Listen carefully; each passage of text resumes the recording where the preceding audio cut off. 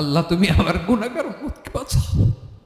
এই দুনিয়ার বুকে রব্বুল আলামিন সব নবীকে একটা করে দাওয়া মুস্তাজাবা দিয়েছেন, মানে যে দোয়া করলে কবুল হয়ে যায় সাথে সাথেই।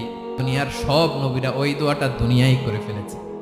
বিশ্বনবী বলবেন, আল্লাহ ওই স্পেশাল দোয়াটা দুনিয়াতে করি নাই, আজকে আমি তোমার দরবারে দাঁড়িয়ে কিয়ামতের দিন ওই দোয়াটা করছি। আল্লাহ আমার যে উম্মতের হৃদয়ে যাররা পরিমাণ ঈমান আছে, আমার একটা উম্মতকেও তুমি জাহান্নামে ঢুকাতে পারবা না।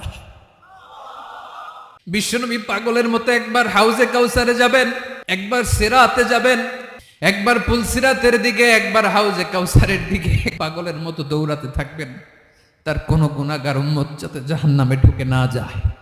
উম্মতি বিশ্বনবী আমার জন্য কাঁদবেন, আপনার জন্য কাঁদবেন, আমাদের জন্য সেদিন কেঁদে কেঁদে জাহান্নামের দরজায় দাঁড়িয়ে আমাদেরকে টেনে টেনে জান্নাতে ঢুকাবেন।